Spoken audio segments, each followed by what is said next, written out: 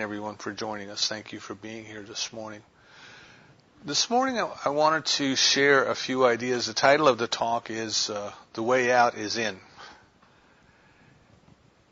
And what I mean by that is we go through life and we're kind of at the beginning stages of our awakening. We are trying to, if you will, get out of things, to get out of trouble, to get out of debt, to get out of pain and suffering, to get out of uncomfortable relationships, whether it be in our jobs, in our personal life. We find ourselves in situations that are not fulfilling. And we wonder, well, how do I get out of these things? we never bother to ask ourselves, well, how did I get into this in the first place? But we certainly do ask, well, how do I get out of it? And much of what we are taught in the world as we grow up is that our answer is out there. Our problems are out there. But our solution is out there as well. And if we could only reach out there somehow and influence or manipulate or control that which is out there, then everything would be okay in our world. And of course that doesn't work. It creates the illusion of working temporarily. But it's kind of like playing whack-a-mole at the arcade. As soon as you take your hammer and get one thing under control, boom, something else will pop its head up. Because everything out there is effect. It is just a result. And the cause is something within here, within our consciousness. So if we kind of think about our orientation towards life, how we find ourselves when we awaken to this human condition, it's like one day we kind of say, well, how did I get here, Why am I here? Where am I going? All the important questions of life. But there's a great part of our lives that we don't ask those questions, we don't contemplate, we don't think, we just take it for granted that we are here. And we start to take it for granted that things work the way that we believe they work. We form an opinion about how things work, and then we kind of spend the rest of our lives trying to prove that opinion right by ignoring everything that tells us anything different. The rumors that agree with my position are fact, and the facts that disagree with my position are just merely rumors. We just kind of dismiss them. But it's quite understandable if you think about the way we're oriented. If you look at the physical body, we'll start there. Everything in the physical body, all of the senses point outward. They're all looking out there. Our eyes are looking more or less straight ahead. We can see a little bit off to the sides, but mostly we see straight ahead. Our feet are pointed straight ahead. We're kind of interested more in what's in front of us than what's behind us. Our ears are kind of pitched on the side of our head, but they too are listening more to the front, a little to the sides, not so much behind us. What we taste and what we smell is what comes into us from out there, you see. And our skin, our sense of touch, is probably the only sense that is truly a 360-degree sensory experience. We can feel the air all around us. If we jump into a swimming pool, you can feel the water all around your body. You can feel yourself kind of encapsulated in the cool water. So our entire orientation physically towards life is pointing out there. It is looking out there. It is observing out there. And we just kind of are born into that experience, and it is all we know. So it is natural to us. It is normal to us, and we never start to question why. Well, why is everything about us pointed out there? I imagine that from the point of the evolution of nature, it was important for us to be aware of what was going on around us and our surroundings. and to take in the information and process the information we needed about dangers and threats and opportunities, where the food was, where the water was, all those kind of things. So we're just kind of born into this experience where everything that happens out there. And it comes into the senses and through the senses. And somehow it gets processed. We never think about how or why it gets processed, or who is processing it, or for whom it is being processed. It just happens. It just happens.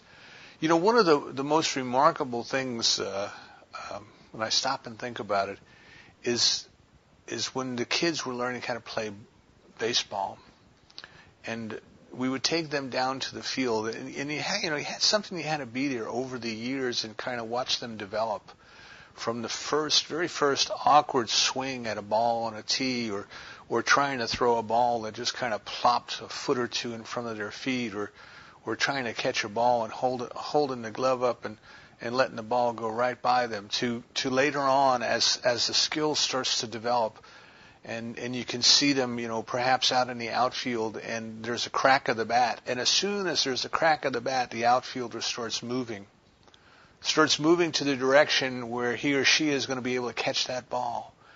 And everything is coordinated. Everything is just happening, and it's just there's not a thought process involved. You can't imagine somebody sitting there saying, well, now how loud did that click of the bat sound, and did it sound like it was going this way? It just happens. They just happen.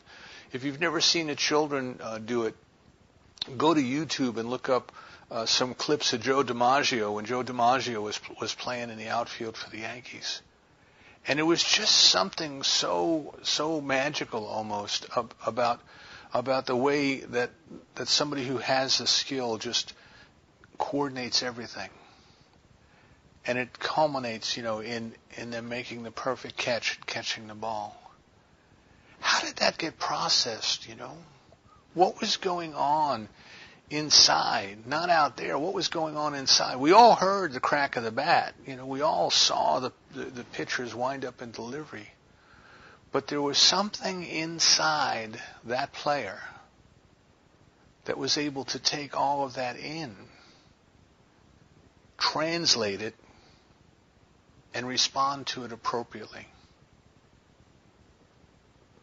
And we do this. We as human beings, we do this. We teach our children to do it. Whether it be baseball or it be any other type of activity, we learn how to do these things. We learn how to walk. We learn how to talk. We learn how to balance, and we learn how to be coordinated. And all of these things go on. And it seems like we never stop and ask ourselves, how'd that happen? What's going on inside? What's going on within that allowed that to happen? That learned, that coordinated? What is kind of that magical something? And we tend not to think about that. It is. And we all know that it is, and we can teach people how to do it, and we can learn how to do it. But somehow the magic of what's going on and why it's going on escapes us. So our whole physical orientation is out there, pointing without. But our psyche, our psychological orientation is also pointing without. For most of our lives, for all of our lives. But we're constantly trying to analyze and interpret what's going on out there. We watch the politics and the drama of human life, and we get caught up in that, and it's out there. And the things that we want out of life, the money that we want out of life, the prestige that we want out of life, the peace and the harmony and the love, and all of those things that we want out of life, that there's nothing wrong with those things. There's natural desires for these things. But we think that they're out there, and in order to have those, that we have to go out there and somehow make it happen.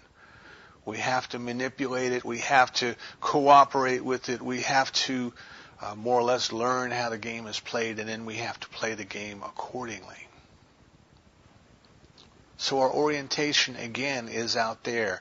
When we look, for example, at power, when we're small children, of course, the power is out there. Our parents get to tell us what to do. Our teachers get to tell us what to do.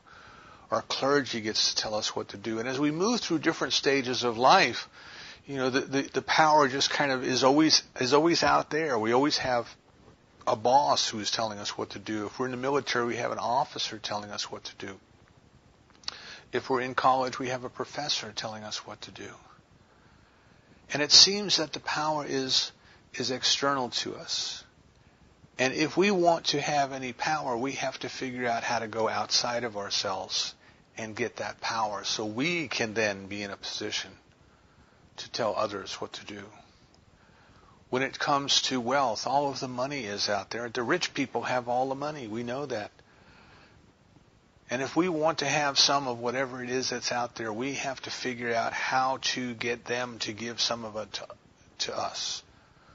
Whether it be through our skills and talents in a job, whether it be through, through intellectual work, perhaps of invention, or through criminal activity of stealing. But somehow we have to go out there, and we have to get it, and we have to get it, and we have to bring it to us. The same way with health. We think about health, and of course we don't think about it until we're ill. And then when we're ill, what do we think about health? We think, well, if I have the pill, or if I have the shot, or if I have the surgery, and if I have all of those things from out there and somehow can get them to me, well, then I'll be okay. And that is the experience that we go through life with. The human experience, the experience of being in the world and of the world. That is the experience. And what we eventually come to realize, hopefully, what we eventually come to realize as we begin our awakening is there's something deeper going on. There's something beyond the appearances that are going on, actually before the appearances, from which the appearances come. There's something else going on, and as I said in the opening treatment, if we take a step back far enough and we become the observers of it, we can start to see it. We can start to see it play out. There's a unity of life.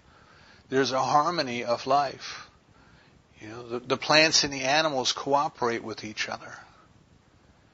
Even the prey and the predators. When human beings, killed all of the wolves out west, they did that to protect their livestock. But over time, people realized that the wild animals that lived, for example, in Yellowstone, the bison and the elk, they needed the predators. They needed the wolves to help to cull out the sick and the weak from the herd. And what they found out is that since they've reintroduced the wolves into Yellowstone, that the bison herd, the elk herd, they're getting stronger. They're growing because there was a need there. And because we were focused on the external, we didn't see the harmony and the balance that was there. We were focused on the appearances. We human beings decided to exterminate the predator. But even in that relationship between the predator and the prey, there is a harmony and a balance. There's something else at work there that knows what's going on.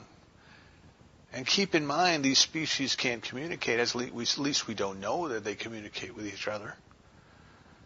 There are some people who speculate that the wolves hunting in the wolf pack have a way of communicating with each other and coordinating their activities over a range that goes beyond physical capabilities. I don't know that that's been proven. But we see in this situation even things that can't communicate with one another the way that we understand communication, the bees and the flowers. They are working together for a greater good. They are working together in a synergistic manner that makes the situation better for both of them and better for everybody. the bees need the pollen to make their honey, and the flowers need the bees to move from flower to flower, so they move the pollen around and they increase the pollination of the flowers, and we get more flowers, and we get more bees, and we get more honey, and then there are other animals that come and they eat the honey and they grow and they benefit. And you have this whole ecosystem of life. And there's something within each and every species. It doesn't matter whether it's plant or whether it's animal or even if it's mineral. There's something there that knows what to do and how to do it and when to do it. And we start to see that. We start to see that unity of life. And there is that which is before all of that came into existence. Perhaps we would say it's beyond it, behind it, but it's actually before it. There is this unity, there is this harmony of life, and we start to wonder about that. And we come to the inevitable realization that must include us. That we are a part of that unity, that we are a part of that harmony. That which has created everything out of itself has created us out of itself, not just our bodies, but us. The little spark of spirit that animates these bodies, it has created us out of itself, and somehow at some level we are all connected. We are all one, we are all part of the unity. And then we start to wonder, what is it within? What is it behind? What is it before? What is it that's there? What is this magnificence that connects us all? You think about music, for example. We hear what we call music, but what is it that we're hearing? There's a vibration in the air that rattles our eardrum, just like when you pull up the stoplight and the person next to you's got their radio cranked up all the way, and it causes the windows in your car to rattle. There's a vibration in the air that makes your eardrum move, but that's not music, right? That's something vibrating in the air. And then there's this intricate I can't say it, mechanism that vibrates. There's little bones and little nerves, and they vibrate with the eardrum, and then somehow that movement is converted to electrical impulses. And those electrical impulses go somewhere inside the brain, and somewhere inside the brain,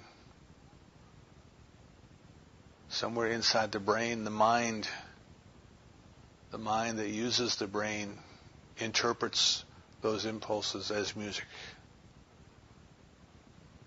And we say, we hear the music. But isn't it amazing that when the music's not playing, we can still hear it? We can still remember it. It's playing in our head just as if the radio were still on. It's still there. Where? Where is it still? What's in here? Even though the singer and the musicians are out there, the music that I hear is in here. It all takes place in here. That's what Dr. Holmes tells us. The only way that we can know God or anything is to go within, because everything takes place in here. But where in here does it take place? And who are the we that are hearing the music? Now we start to get into the deeper and deeper questions of life. See, for most of our life, we have taken it for granted that we are, and that we know who we are, and that we are somehow in here. Perhaps we've identified with the body and we think we are the body. Perhaps we've identified with the brain and we think we are the brain. And perhaps we've identified with the mind and think that we are the mind. And after a while, we must come to the realization that none of that is true. Who are we? Where are we? Deep questions. The Western mind for a very long time has been interested in scientific things, if you will. How to weigh, how to measure, how to touch, how to reproduce, how to document, how to think even, logic and reason. How to determine how you know what you know. But it's only in the last couple hundred years that the Western mind has even begun to ask the question of what is consciousness? What is consciousness? What is mind itself?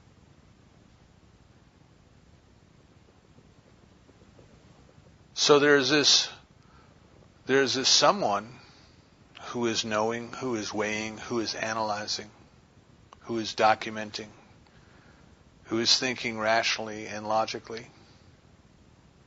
And science never, until a few hundred years ago, even asked the question, who is that someone who knows? Where is that someone who knows? And what we start to realize as we explore that question is we don't know. We just don't know. And perhaps that is the most important thing for us to explore, the most important question for us to ask and to answer in our entire lives. In our entire lives. You know, we go through our whole life reacting and responding to everything out there, and we don't even know who it is that is reacting and responding. We listen to the music on the radio every day, and we don't even know who it is that's listening to the music.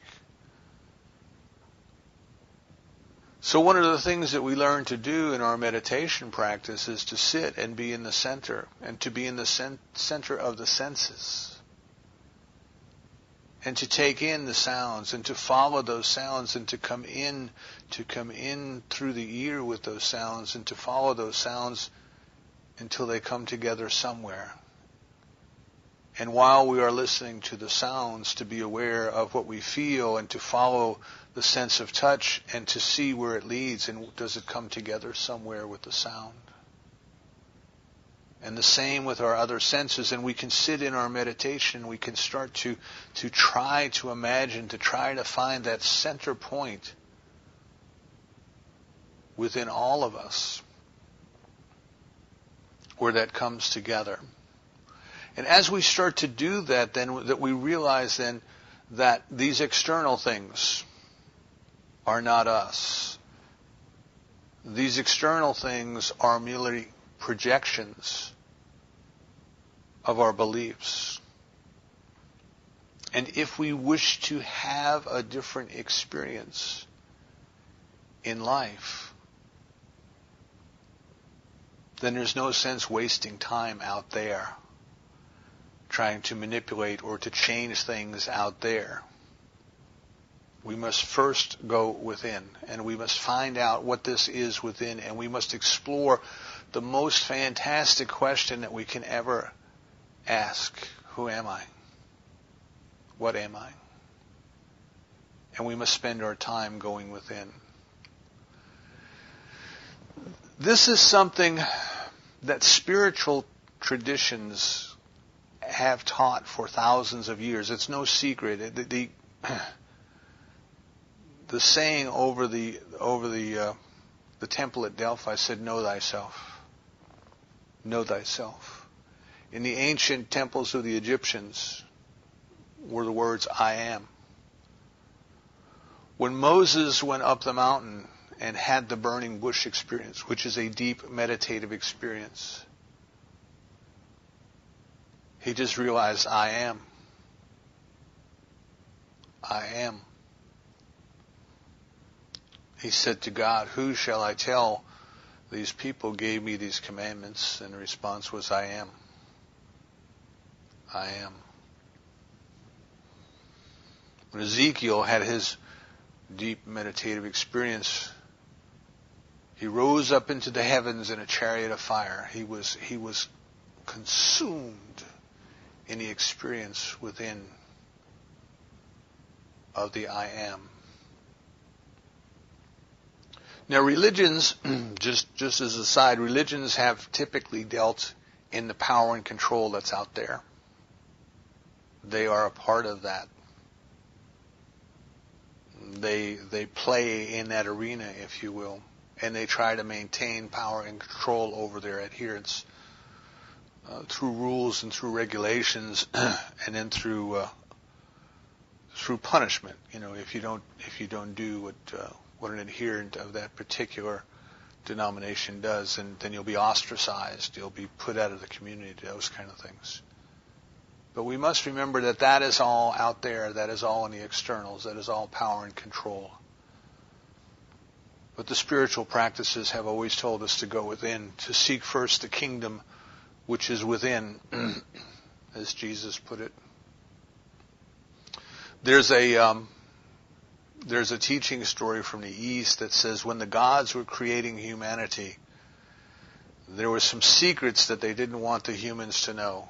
And they had a discussion amongst themselves as to where they could hide these secrets so that the human beings would not find them. And they talked about putting them in the bottom of the deepest ocean. And they said, no, the humans are curious and they'll look there one day, you know, and well, maybe we'll bury it deep in the ground. No, the humans are curious and someday they'll figure out how to go deep underground and they'll find it. Well, maybe we can leave it way up in the sky. No. The humans are curious. Someday they'll figure out how to travel in the sky. And they said, well, where can we possibly put these secrets where human beings won't look? And that's when they realized that they needed to put those secrets within because the human was looking out. And of course it's a teaching story, but it illustrates the point that the greatest secret, if you want to call it, that the greatest thing that there is to discover is not out there. It is within here. So within us, at the very center, wherever the very center of the being happens to be, and it is our job to look for it in our spiritual practice, but wherever that is, at the very center of our being, we are already connected with all of the power that there is.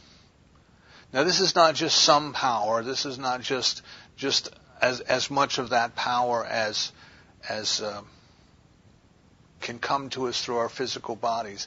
It is all of the power. It is the omnipotence. The omnipotence of the divine is right where we are. The omniscience, that which knows everything that needs to be known, is right where we are.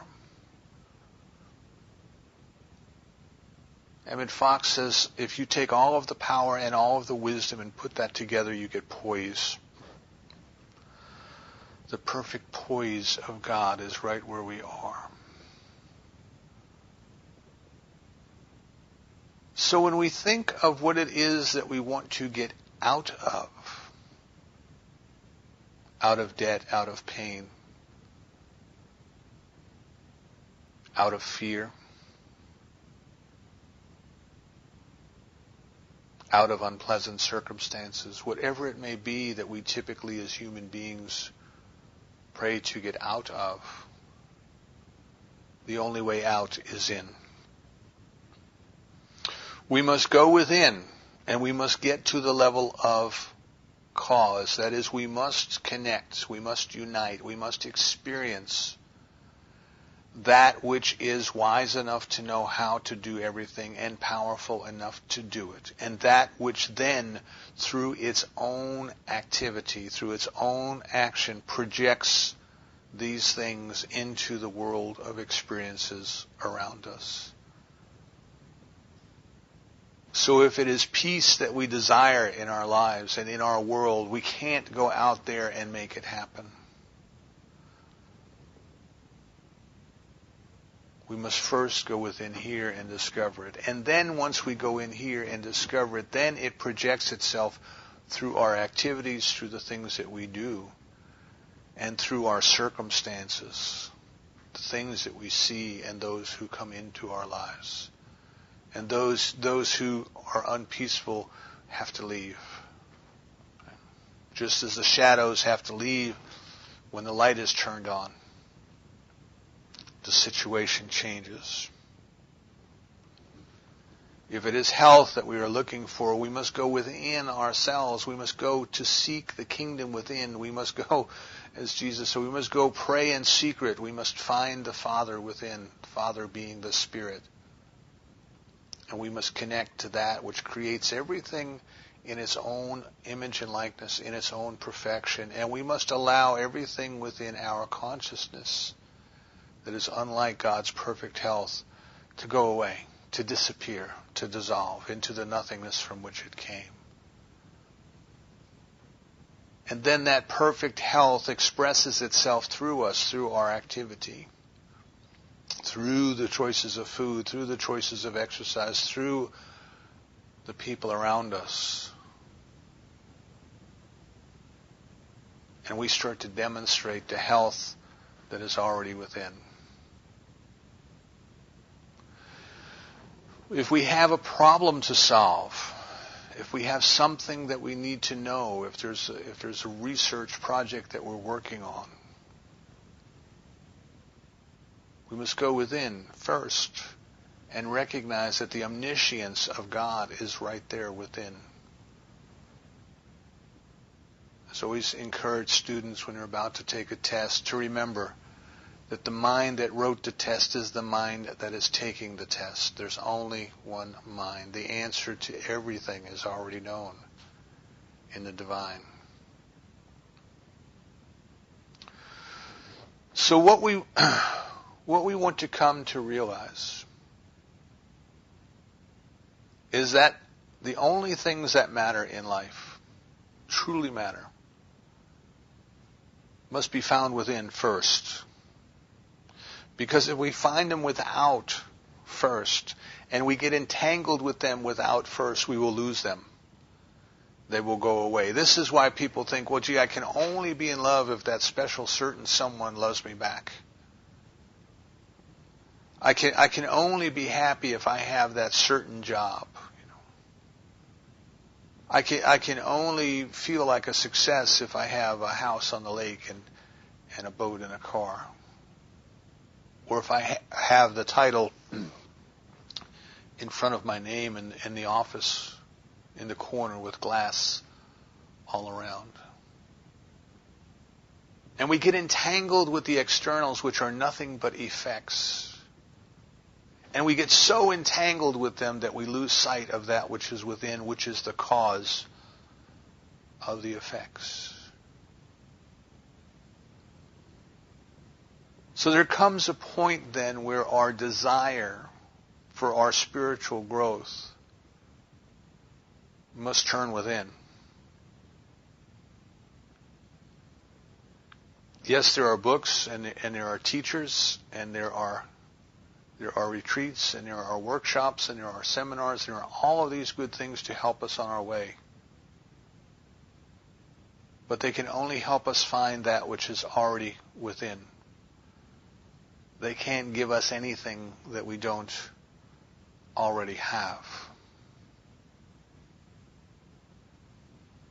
We lose interest in the drama of the externals because that is just a play, a movie. That is just a projection, you know. Imagine you're in the movie theater in the days when they actually ran film through the cameras. And what you're seeing on the screen is nothing but a representation of the activity of the perfect light shining through the image on the film. So if we don't like what's going on the screen, if we want to change it, there's no sense running up to the screen and trying to change it. What we must do is we must change the film in a projector. The light is already perfect, but it is the image that is presented to the light, for the light to project. That is what must be changed. So what we want to do then is we want to ask ourselves today, and I invite you to contemplate this today and through your spiritual practice this week, is how much time do we spend dealing with the externals and how much time do we spend dealing with the internals? How much time do we spend caught up in the activity and the drama of the world? And how much time do we spend just sitting, contemplating, observing the activity of the mind and the senses? See, what happens in steps of spiritual growth, what happens is, I believe that when we're first born, we first come into this world, we're very much in the world. We're very much in the world. But as we start to develop, the world, if you will, kind of falls away. The world has fallen off, if you will. And what is meant by that is, not that the world fell off the edge or something. It means that its hold over us has fallen away. Our belief in the reality of the world has fallen away. We understand that what's going on in the world is a reflection of the consciousness that is being projected onto it. And it loses its appeal to us. It loses its hold over us. It loses its drama, if you will. But we're still caught up in mind and in the activity of thought and the activity of mind. And we're still kind of involved in believing that too is real. We understand that it is the activity of our belief that is projected in the world out there, but somehow we believe that our belief is real, that the thoughts are real, that we are the thoughts, and all of those kind of things that you hear as you embark on your spiritual journey. And at some point what happens is the mind falls away. All of that loses its sense of reality to us. And we realize that there is that something, that I am, that experience that is before all of that, before thoughts but from which thoughts come, before words but from which words come. But it just is. It is the I am.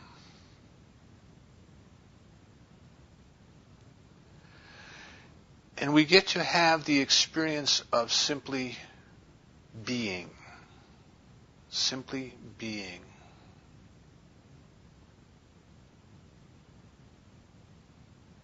The drama of the mind has fallen off. It's not important. The drama of the world has fallen off. It's not important.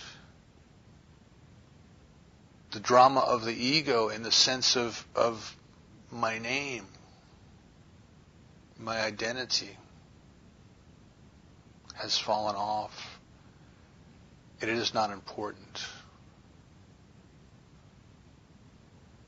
The experience of unity with all life, the I amness of everything, that is what is important. And if you think about it, that is what lasts. See, everything out there changes. Things come, things go. People come, people go. Everything changes. Nothing is the same.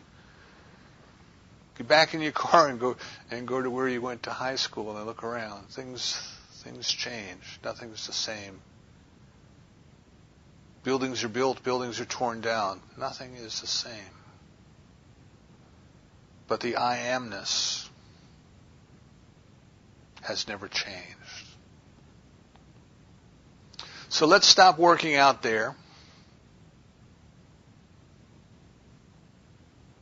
Let's dedicate our time, whether it be what we can start with, 20 minutes a day, 20 minutes twice a day, an hour a day, whatever we can spare. Let's spend our time in our spiritual practice going within and finding the magnificence that was hidden there, if you will, when we were created. Because I think the gods really knew that we would eventually figure it out. We would eventually turn and look within and discover it. In the East, we were given an example I'd like to close with of someone who has dropped a precious jewel into a shallow pond.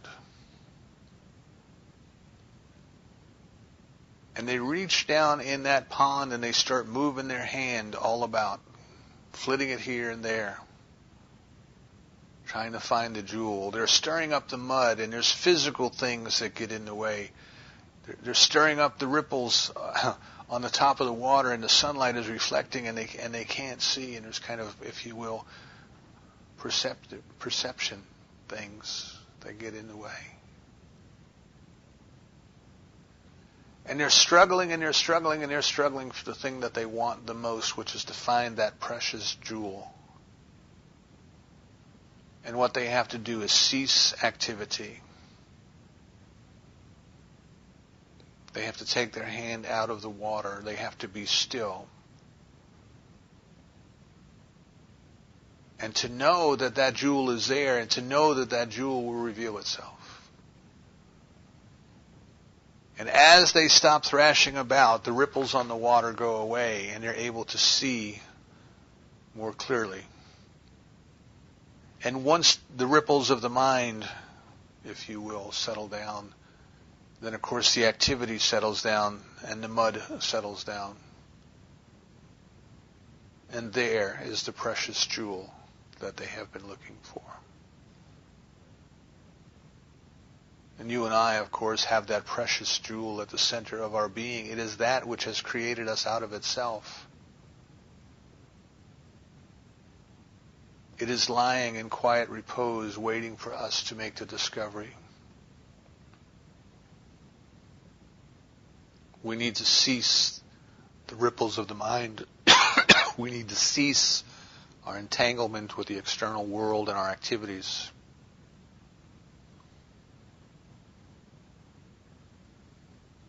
Doesn't mean that we don't eat or sleep, those kind of things, but it means that we do them from a totally different point of view.